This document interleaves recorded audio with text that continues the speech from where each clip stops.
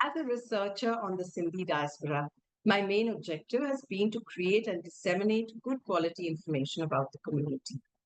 When Gallery Pradarshak invited me to speak at their Women's Day show in March 2024, a new goal arose from a feeling that had been growing in me through the years to sensitize Sindhis to art. Linking the Fireflies described it well. A movement to celebrate Sindhi artists, beacons of hope to shine through the community and transform what is seen as a largely materialistic mindset into one that enjoys and appreciates art. Pradarshak responded with enthusiasm, making plans to host a show of Sindhi artists, not parochial or to isolate an ethnic community, but as the first step to redress an injustice arising from the largely overlooked history of the Sindhis. With partition in 1947, Sindhis lost their land, they lost their language, and embarked on a period of intense struggle, which replaced their centuries old tradition of art, poetry, philosophy, music, theatre, dance, with wealth as the ultimate marker of success, invariably undervaluing the creative process. In Sindh, however, art and culture were the fabric of existence. The verses of the Sufi poet Shah Abdul Latif inspired the language and thoughts of ordinary people, emerging in song even from the lips of fishermen and camel riders. The art of Mohenjo-daro is well known.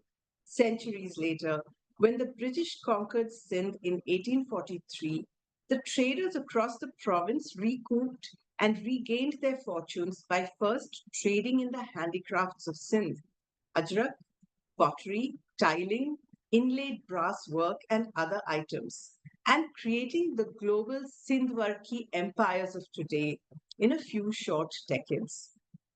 Visiting Sindh in 2013, driving through the countryside, I was entranced by the piles of artistically arranged stones, etched and carved rocks, and elegant spires of burial monuments installed by anonymous wanderers, indisputable evidence of Sindh's artistic legacy. Sadly, partition simply shut out those in the diaspora. And this chasm is glaringly evident from social media today. The content produced by Sindhi influencers in India often revolves around food, rituals, housework, penny, penny pinching, or the anguish of young men chained to the family dukan. Creative, but subscribing to the stereotype and entirely oblivious of the artistic heritage. Posts from Sindh showcase a more sophisticated output, rich in both visual and performing arts. One of the most prominent contemporary Indian artists celebrated globally, Nalini Malani, is a Sindhi. She told me, Saaz, Sindhi business people who amassed wealth built colleges and hospitals in Mumbai. We came with only the clothes on our backs, but we built these institutions for all Indians, not just Sindhis. That's our culture. There are Sindhi art collectors, and they've contributed to the broader culture. The Inlax Foundation of the Shivdasani family gives scholarships to artists. Nalini Malani does not believe in the compartmentalization of art. Neither does Pradarshak Art Gallery. Neither do I. The works displayed in this show are striking in the sheer variety of media, concepts, and creative joy.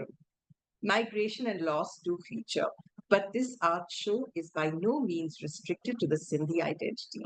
Its sole aim is to reconnect the Sindhi community with its rightful legacy.